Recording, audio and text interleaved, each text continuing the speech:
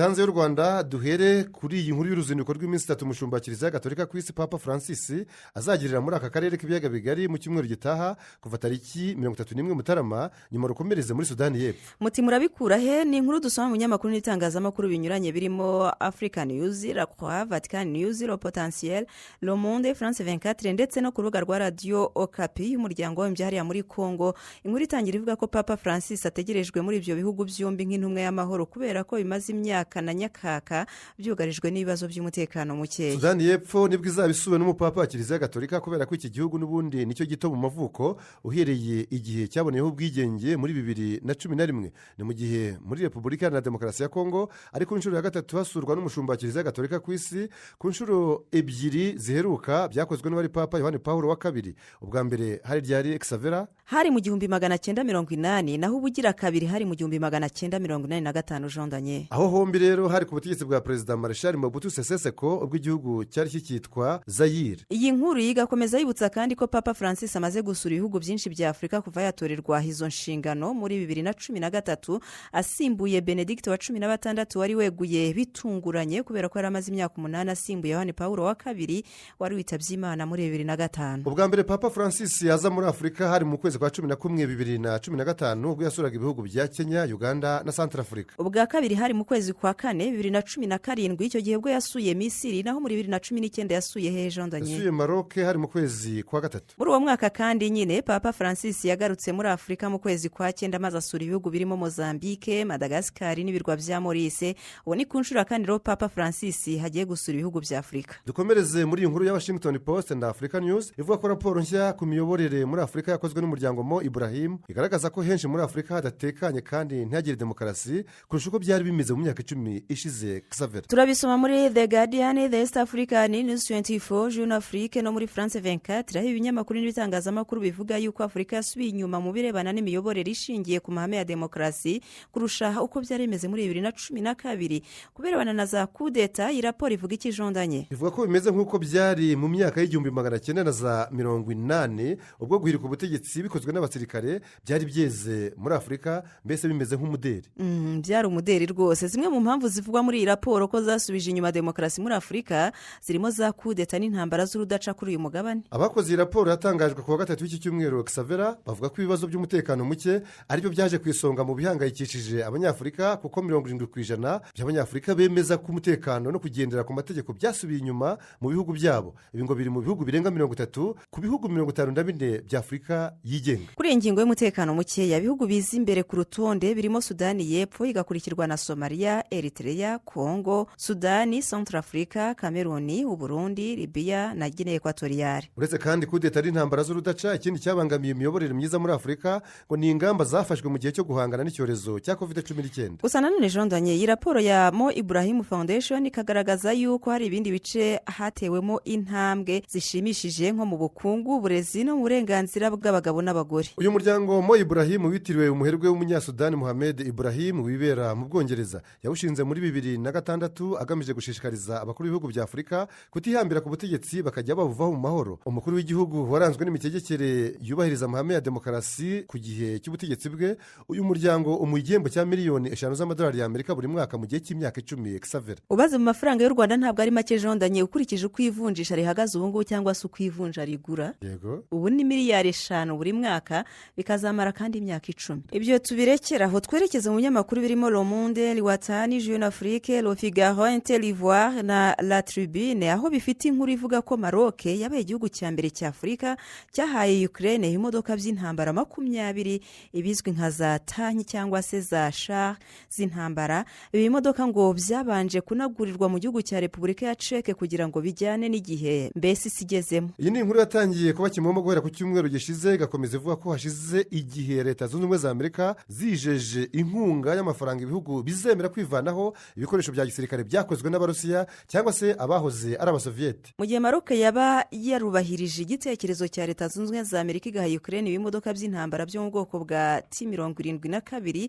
byakorewe mu zahoze ari Repubulika z'Abasoviete ngo ishobora kuzashumbushwa ibindi bimodoka by'Abanyamerika byo mu bwoko bwa M1 Abrams. Igisirikare cya Maroc kikavuga ko ibyo bimodoka by'intambara cyahaye Ukraine cyabiguze muri Bielorusi mu byiciro bibiri. Icyiciro cya mbere ni mu 1990 1999 ikindi cya kabiri no mu bihumbi 2000. Iyi nkuru ikanzura yibutsa ko icyemezo cya Maroc cyo guha Ukraine intwaro cyafatiwe mu nama yabereye muri Ukraine mu kwezi kwa kane 2022 ni mu mwaka ushize yari yateguwe na Leta Zunze Ubumwe za Amerika. Xavier, Maroc na Tunisia nibyo bihugu bibiri byonyine byari bihagarariye Afurika y'Amajyaruguru muri iyo nama. dusubire muri Africa News. Iki gitangazamakuru cyagarutse ku mwaka ushize Burkina Faso yugarijwe n'ibibazo byiganjemo iby'umutekano muke byatumye muri icyo gihugu haba kutete ebyiri mu mwaka ushize nyine wa 2022. Iya mbere ni yabaye ryari? iya mbere ni yabaye ku matariki ya 23 na 24 mu kwezi kwa mbere 2022 ubwo abasirikare bari barangajwe imbere na Lieutenant Colonel Paul Henri Sandaogo bakuragaho wari perezida Roch Marc Christian Kabore bamushinja intege nke za guverinoma ye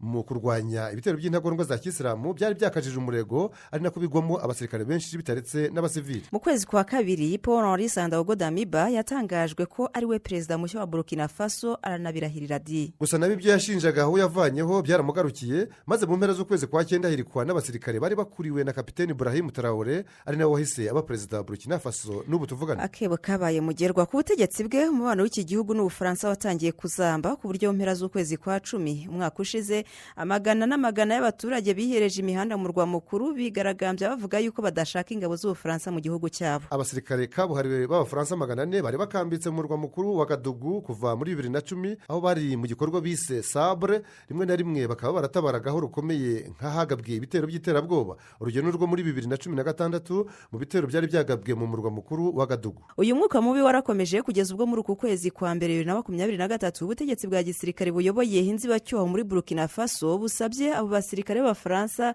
kuba bahavuye bitarenze mu gihe cy'ukwezi kumwe. Nyuma yo kujijinganya kuri icyo cyemezo Ubufaransa bwavuye ku izima butangaza ko abasirikare babwo bazaba bavuyeyo muri icyo gihe kitarenze ukwezi nyine. Aba basirikare b'Abafaransa bakazaba bakurikiye abo mu gihugu cya Mali bari mu gikorwa cya Barkhane bo bari bahamaze imyaka 9 ariko bakanengwa ko nta kintu gifatika bakoze mu kugarura umutekano muri icyo gihugu cya Mali. Byarushaho kugira udubi ubwo ubutegetsi bwa Perezida Emmanuel Macron bwavugaga ko butakorana n'abahiritse ubutegetsi muri Mali bahisemo kwitabaza abacungamutekano bo mu kigo cyigenga cya Wagner mu Burusiya bafatwa nk'abacancuro mu maso y'ibihugu byo mu burengerazuba bw'isi. Mu cyumweru gishize kandi abaturage bo muri Burkina Faso bongeye kwigaragambya basaba ko na ambasaderi w'Ubufaransa muri icyo gihugu nawe abavira ku butaka, maze muri iki cyumweru Ubufaransa busa n'ububumviye kuko bwahise buhamagaza ambasaderi Luc Alade ngo atange ishusho y'uko abona umubano w'ibihugu byombi. Iyi nkuru igakomeza ivuga yuko mu gihe abo basirikare 400 b'Ubufaransa bazaba bavuye muri Burkina Faso bashobora kuzajyanwa muri Niger bituranye hasanzwe bagenzi babo bagera ku bihumbi 2. Burkina Faso ikaba ibaye igihugu cya kabiri cya Afurika kirukanye abasirikare b'Ubufaransa ku butaka bwacyo. Minisitiri w'ububanyi n'amahanga w'Uburusiya Sergei Lavrov ejo bundi kuwa kane yageze muri Eritrea, igihugu gishyigikiye cyane Uburusiya mu ntambara bwashoje muri Ukraine kuva mu kwezi kwa kabiri umwaka ushize. Xavier, ni inkuru ya Africa News, France 24, Africa Business, The Guardian, Business Post Nigeria hitangira ivuga yuko bwana Lavrov yagiranye ibiganiro na Perezida Isaias Afwerki byibanze ku mubano w'ibihugu byombi no ku ntambara ya Ukraine. Ku birebana n'intambara yo muri Ukraine, Perezida Afwerki yavuze ko igitekerezo cy'uko isi yose yagendera ku murongo w'uruhande rumwe ari umugambi wapfubanye ba nyirawo. Yakomeje hamagarira abatabona ibintu kimwe nabo mu burengerazuba bw'isi kwisungana bagahuriza hamwe imbaraga kugira ngo babashe kurwanya abambatsi ibihugu n'amateka y'ubukoloni yashyize isi mu kaga. Eritrea nicyo gihugu rukumbi cy'Afurika cyatoye kirwanya umwanzuro w'umuryango w'abibumbye wo mu kwezi kwa gatatu umwaka ushize Jean Daniel wamaganaga Uburusiya kubera kuvogera Ukraine. Sergei Lavrov akaba yarageze muri Eritrea asoza urugendo rwamugejeje mu bihugu bihe. Xavier, ibihugu bya Afurika y'Epfo, Eswatini ndetse na Angola. Ni urugendo rwe rwa kabiri muri Afurika mu gihe cy'amezi 6 kuko yahaherukaga mu kwezi kwa 7 umwaka ushize aho yasuye ibihugu bya Congo Brazzaville, Uganda, Ethiopia na Misiri. Iyo tubireke umunyapolitiki utavuga rumwe n'ubutegetsi bwo muri Tanzania Tundu Lissu kwa gatatu w'iki cyumweru atahutse mu gihugu cyavuye mu buhungiro yijyanyemo kuva muri 2017 ubwo yakizaga amagara ye nyuma yo kuraswa inshuro nyinshi mu mugambi wo gushaka kumwica. Ibinyamakuru bya The East African, The Citizen, The Africa Report, Africa News, Daily News, Le Soir, Select Africa no mu bindi byo hirya no hino Xavier byanditse ko bwana Lissu yafashe icyemezo cyo gutahuka nyuma yaho mu ntangiriro z'uku kwezi kwa mbere guverinoma y'igihugu cya Tanzania kiyobowe na Perezida Madame Samia Suluhu Hassan ikomoreye amashyaka ku birebana no gukoresha za mitingi zari zarahagaritswe muri 2016 ku butegetsi bw'uwari Perezida John Pombe Joseph Magufuli. Tundu Lissu yakiriwe n'abayoboke benshi ubwo yavaga ku kibuga cy'indege cya Dar es Salaam yerekeza mu nkengero za Dar es Salaam hateguwe gukorerwa mitingi ye ya mbere hakigera mu gihugu. Muri iryo koraniro ry'abayoboke b'ishyaka rye rya Chadema, bwana Lissu yashyize imbere iby'itegeko nshinga rishya muri Tanzania kuko ngo hari ryo ryafasha gushakira umuti ikibazo cy'ibiciro bihanitse by'ibiribwa n'iby'ibikoresho by'ibanze. hanze. yavuze ko ubuzima buhenze aho muri Tanzania ari ikibazo cy'ibanze muri politiki. ati nta bubasha mfite bwo kugabanya ibiciro by'ibiribwa n'ibindi bicuruzwa mu gihugu, simba ufite rwose, ariko rero ubu noneho mfite uburenganzira bwo kubivugaho ndetse no ku bindi bibazo. uyu mugabo wo mu ishyaka Chadema watsinzwe mu matora y'umukuru w'igihugu aheruka muri 2020 yavuze ko yizeye ko ishyaka CCM riri ku butegetsi ryiteguye noneho kurushaho gufungura urubuga rwa politiki. kuva ku cyumweru tariki 22 z'uku kwezi kwa Mutarama, Ubushinwa bwinjiye mu mwaka mushya wabwo, abandi hirya no hino ku isi bamaze ibyumweru bitatu batangiye. ibinyamakuru n'ibitangazamakuru birimo Global Times, Le Quotidien du Peuple, The Guardian, Shanghai Post, New York Post, Sky News, Courrier International, Nouvel Observateur, Le Monde, Daily Mail n'ibindi bitandukanye Exavera byanditse ko umwaka wa 2023 mu Bushinwa witiriwe urukwavu kuko ari rwo rugezweho mu rutonde rw'inyamaswa 12 zitoranywamo imwe yitirirwa buri mwaka, igashingirwaho ibizaranga isi hagendewe ku myitwarire isanzwe iranga iyo nyamaswa mu buzima busanzwe. ngaho hari inyamaswa 12 zemerewe kwitirirwa umwaka mu Bushinwa. Izo ni izihe jondanye? izo ni imbeba, inka, igisamagwe, urukwavu, dragon, inzoka, indogobe, intama, inkende, isake, imbwa n'ingurube. agahugu umuco kandi wako. Ibirori byo kwizihiza uyu mwaka mushya w'urukwavu mu Bushinwa byagenewe iminsi 7 uhereye kwa gatandatu ushize. Abashinwa bakavuga ko hashize imyaka irenga 3,000 uwo mwaka mushya wizihizwa mu Bushinwa ukaba ufite inkomoko mu mateka y'icyo gihugu. agato hari ibyo kuziririza mu minsi mikuru itangira umwaka w'Abashinwa, kubera ko bemera ko uburyo utangiye umwaka hari ikimenyetso cy'ibizagukurikirana umwaka wose. umwaka wose nk'aho ari rwangendanye. ntibyemewe kunywa igikoma kuko kizana ubukene, nta nubwo byemewe kumena amasahane kubera ko bizana umwaka. ntibyemewe gukubura kuko ari ugukubura ubukire, nta nubwo byemewe kuguriza cyangwa se kuguza amafaranga kuko bigukururira amadeni umwaka wose ndetse n'ibindi bitandukanye. umwaka mushya rero w'Ubushinwa wizihizwa n'abantu basaga miliyari 2 ku isi, barimo abo muri icyo gihugu cy'Ubushinwa, hakiyongeraho n'abandi baturage bo mu bindi bihugu byo muri Aziya nka Indonesia, Philippines, Vietnam, Korea y'Epfo, Korea ya Ruguru, Malaysia, Singapore na Brunei. uyu mwaka mushya w'urukwavu uzarangira ku itariki 9 z'ukwezi kwa kabiri muri 2024 hariya mu Bushinwa. Akisavera, reka twinjire muri cya gice cy'inkuru zidasanzwe. kagira inkuru n'umunwa wo kuyibara. Mu rwego rwo kurwanya ubusinzi muri Kenya, ubutegetsi bushya bwatekereje kuri politiki yo kugabanya umubare w'utubari ku buryo ngo muri buri mujyi haba akabari kamwe rukumbi. abanywi baragowe. iyi nkuru yo ku rubuga rwa BBC News ikavuga yuko ayo matwara mashya yadukanywe na Vice Perezida Rigathi Gachagua wasabye abayobozi b'inzego z'ibanze rwagati mu gihugu gushyira mu bikorwa ayo mabwiriza yatanzwe mu cyumweru gishize jondanye. Bwana Rigathi Gachagua yanavuze ko n'ahantu ho kwidagadurira muri ako karere ko mu gihugu rwagati ngo hazajya hafungura kuva saa 11 z'umugoroba kugeza saa 5 z'ijoro, nabyo ngo biri mu ngamba nshya zo kurwanya ubusinzi. Exavera ati nimuze duhagurukire iki kibazo turengera abakiri batoya aribo Kenya y'ejo hazaza. niba atari ibyo tugaterera iyo maze ubusinzi bukokama abadukomokaho, sosiyete yacu izaba ifite akaga gakomeye. iyi nkuru igana ku musozo wayo ikavuga ko hari abatewe impungenge n'aya mabwiriza mashya bavuga ko guca utubari mu mujyi hakaba habarizwa akabari kamwe rukumbi ngo bizatuma abantu benshi binywera inzoga z'inkorano, akenshi ziba zidafite igipimo cy'umusemburo ntarengwa, mbese kandi bakayoboka kuzinywera mu ngo zabo. aha hari n'abibaza ukuntu hakabari kamwe mu mujyi kazafasha abantu kwikiza ingwa hagati y'inyota bikabashobera jondanye. bikabashobora rwose, bakareba mu kirere bakararama, igisubizo kikabura. bati ko habaho kwizirika umukanda ku bijyanye n'ibyo kurya, ubu koko hazabaho no kwizirika umukanda ku birebana n'ibyo kunywa, ibyo bita ibisukika. kwifata mu muhogo koko bizashoboka, niko benshi bamwe muri abo bibazaga.